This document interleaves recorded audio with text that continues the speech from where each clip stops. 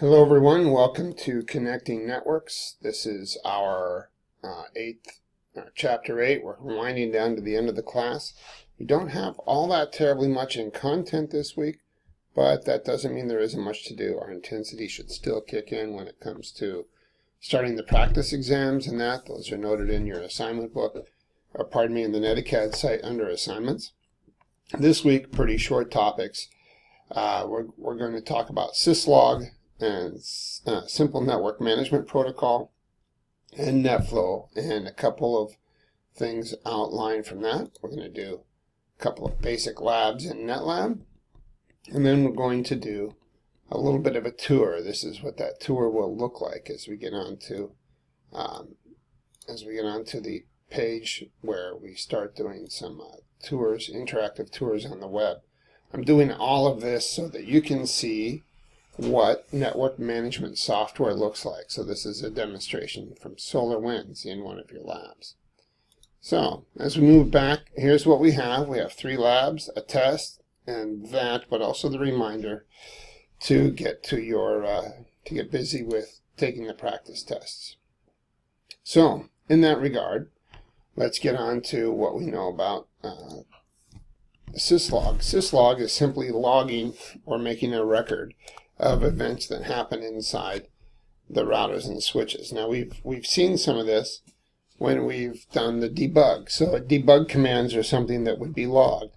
And the idea is to have these set up on a server off the network so that access to these logs wouldn't be impeded. If the network goes down, you can go and take a look at the events and get clues as to what's happening. Authentication problems or crashes or whatever it is that might be ailing your network.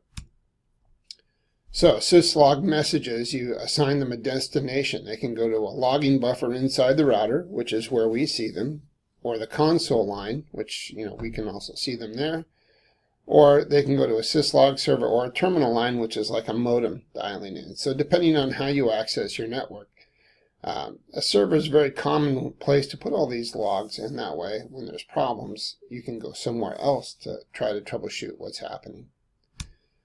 Now, syslog message format, it ranks the events in severity, 0 through 7, 0 being emergency, all the way up to debugging, simple debugging like we've done in class. And the syslog message format has a sequence number, the order, the serial order of events, and then a timestamp, and then it also points to where it may have happened, and then the severity, which is mentioned up in the upper left, and then a mnemonic. And a mnemonic is a text string describing what it is, a standard name for an event, and then a free text description. So we've seen these in debug commands, that timestamp format as well, and also when we look at Wireshark, we see the same messages. So that isn't terribly new, but of course we have to set up the time, and we can do that with the NTP protocol, which you'll see in this in our labs as well. So setting up a syslog server tells you where it can go, and then you can filter the types of messages you want. Of course, you can define the types of messages you want saved on the servers as well. If you ever call Cisco tech support, they're going to have you do a show tech support command, which if you do that, be ready to have a cup of coffee and watch your router for a while, because what it does is it prints out for the tech support a copy of every undebugged log, and it can take quite a bit of time. But if you're bored sometime, try that. Do a show tech support, and you'll see more information come out than you want. And then the technicians can filter that and work it out. So when you show logging, then this is on the router, what you've told the router to log. It can tell you what's going on, and then your buffer logging and how many messages you have, etc. And then you can set up clients. You can assign them, you can send your logging information to an IP address. You can set the traps as to what sort of data you want sent out and kept, and a source interface if you're looking at something, or a loopback, and then bring it down and up, and then it logs. And then to view, you just do show logging, and you can put in a pipe begin June 12th or include change state to up. So you want to see every link that's come up. So these are some of the variables you can do to see what events happened on your network. Next up, simple network management protocol. And what that does is you can manage your network. It's a protocol using port 531, I believe. And you do get and set messages out, and there's agents installed excuse me, out on the devices. And so if SNMP has an agent put on your router or device, then a server or a manager, an SNMP manager, can come and get data and manage your network that way. And what it does is it contacts the MIB, which is the Management Information Base. So in the routers, there's a huge database called Management Information of all of the different things that have happened. So these GET requests are examples of things that happen, events that happen. Everything that happens in the router was mostly unseen by us, but that information base is there. And as you get to know your network better and better, you can use the SNMP GET request to just go and get some data that you want to look at, kind of like the show tech support. So these are different traps, that can be sent. So if something, for everything that goes down or up or any variable that happened, you send a request and then you get a response of the data in that management information base. So the device houses the agent and the agent accesses the database, as you can see right here. The managed device, the agent within the device or switch or router, and then the management information base inside of that. So there's a lot of versions, but for managing the protocol, the version 3 is the latest, greatest, and there are lots of visual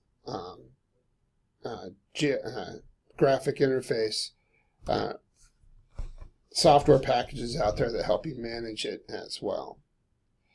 So one thing in SNMP, you get community strings, you get the read-only, so that people can just see the management information-based variables, but not allow the variables to be changed or tweaked. And then the read and write, that's the much more secure, much higher level password you want to set. And that's for people who can write and access and change objects in the MIB, or the variations in the MIB. And this is what a management information-based object ID looks like.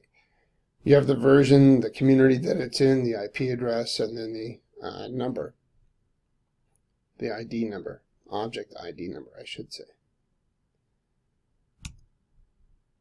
And then SNMP, we do a community string, and then we set up the server location and server contact. And that is that. We'll be doing that as well, so I won't run us too much through that. And then we verify. So that's security best practice. Now we talk about NetFlow and NetFlow Analyzed, and that takes us to some of the NetFlow collector software from Cisco, but actually I've added a SolarWinds exercise in here today because SolarWinds is a huge player in network management and flow. So measuring who's using the network, accounting, how much utilization is there, managing traffic, managing switches. So the best way to do it is that you can take a look at your network, and you can do this in Wireshark as well. There's some really great features in Wireshark that let you take a picture of everything going on. And by doing that, we can get a graphic picture of where the troubles and actions are on our network. So you get the source destination IP addresses, the protocol types, the type of services, and the input interfaces. So when you flow in and you flow out, you want to track the flow in and out of an interface. And then you take the report here and send it out to a service log feature or wherever you want to put it, and then the type. And here are the verifications that you have NetFlow on. And so NetFlow does have some graphic elements to it. So when you get all of this data inside your NetFlow, you can make decisions and analyze. So Thanks again, and we'll get to the labs. I'm right at my 10-minute limit that I promised you, so good luck with the labs. Get going on those practice exams, and we'll talk soon. Thanks.